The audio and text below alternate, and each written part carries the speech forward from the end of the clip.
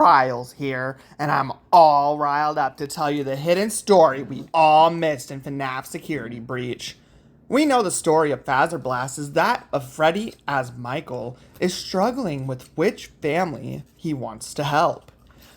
We know through Chica that the ghosts of the past, like Susie, are still here lingering, represented by Glamrock Chica losing her beak and matching Toy Chica having a removable beak, showing Susie to sometimes be present and sometimes not, then being totally forced into the Pizzaplex later.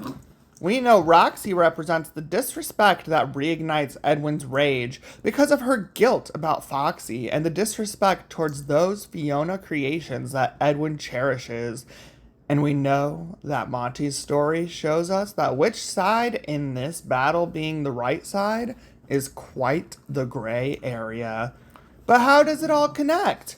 What are we missing? Let's not forget about these ghosts and why they still haunt Five Nights at Freddy's. Bonnie Bowl is a ghost town, right? I mean, I've always wanted to drive through one, but if there aren't any real ghosts, why would I want to stay? But that's the point. Bonnie's missing, and that emptiness echoes the hauntings of Freddy's past. Nobody wants to be reminded of what Fazbear really was, a place haunted by tragedy. So they avoid the bowling alley. Just look at the Bonnie Bowl bowling minigame in Help Wanted. Notice what stands out? We get strange glitches and static on the TVs when enemy attacks. There's the giant Bonnie head bowling pin sweeper, the alligators that try to eat your ball, tying Monty into Bonnie's story even before Security Breach. And the end card animations themselves tell a darker story. Gutterball, Monty crushes Bonnie, telling Monty's story before even Security Breach does. Spare, Roxy is cleaning bowling pins alone, perhaps symbolizing the main band's effort to clean up Monty's mess and cover up Bonnie's decommissioning. And Roxy is another link to Edwin's past, just like Monty, so it looks like these two are helping each other out. Strike. Freddy, Chica, Monty, and Roxy all celebrate without Bonnie.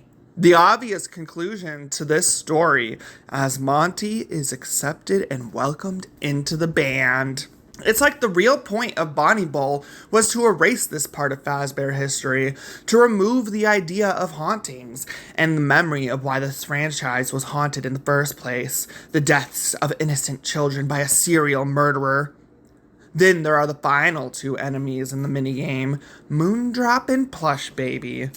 Some theorize that Sun and Moon represent something deeper, Fiona's remnant and Edwin's agony, combining into a Mimic 2, a new AI that could mimic David the way Edwin originally wanted, her sun and his moon.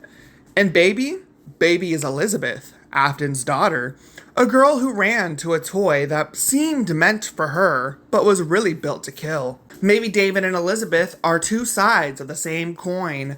David had a mimic that dressed up to entertain him and take care of him. It was specifically meant for him. Elizabeth had an animatronic built after her, but was told to stay away. She wasn't meant to use Circus Baby. Both stories show the same truth. Even the best intentions, building animatronics for kids, whether to help them or hurt them, can become something dangerous regardless of intent. To Fazbear Entertainment, Bonnie is a bad reminder of something that sullies their reputation, something they'd rather have everyone forget. But no matter how much they tried to get rid of it, Moondrop was there to see it all, a direct link to Murray's family past.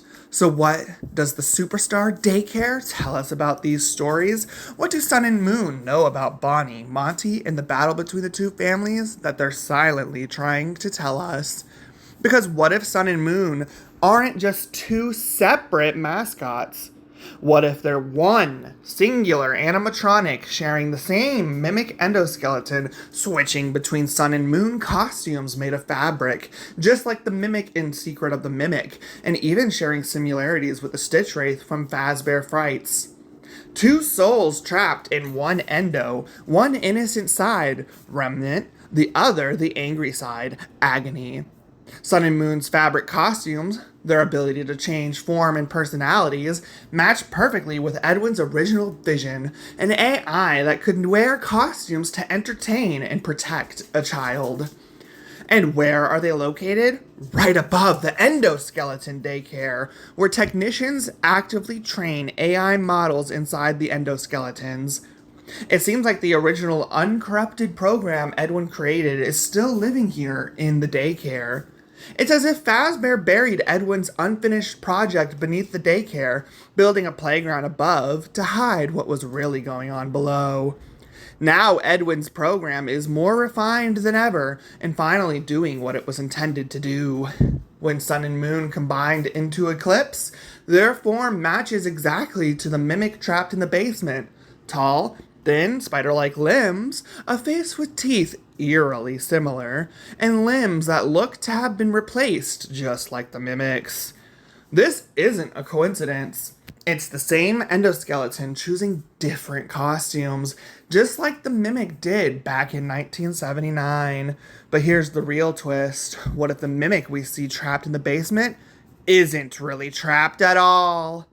What if it's been free this whole time, moving unseen throughout the Pizzaplex, just like it did back in 1979 in Murray's Costume Manor? Crawling along the wall as we descend the stairs into the maintenance tunnels.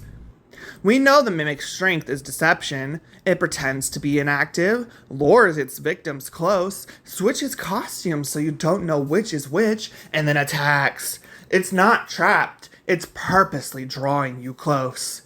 Sun and Moon might be the mimic too, watching silently from the daycare, switching costumes, mimicking moods and roles, just like the AI was designed to do. They're the unseen stalker throughout the Pizzaplex, at the end of each hour going out to catch naughty children. He's the silent guardian, the last uncorrupted piece of Edwin's original vision, still trying to protect children, but still carrying the weight of grief and rage buried deep within their code or personality. And the story repeats itself. Just like Fiona's remnant lured us in secret of the mimic to do her bidding, the mimic is still using the exact same tactics. In Ruin, the mimic lures Cassidy to the basement, so she removes the locks and sets the mimic free again. It's the same trick, decades later, the same AI repeating its learned behavior, hide, trick, and awaken. It even has the same goal, upgrade itself using updated cradle code. Cassie didn't just spend a whole journey through the ruined Pizzaplex collecting pieces of code and fixing them. The mimic wanted an updated cradle so he could clear away any glitches. This is the heart of Fazbear's tragedy. The ghosts faded, but the AI lives on, corrupted, grieving, and waiting. Sun and Moon aren't just puppets or mascots, they are the legacy of Edwin's love and loss, the remnants of a broken system, and the watchers who never stop telling the story.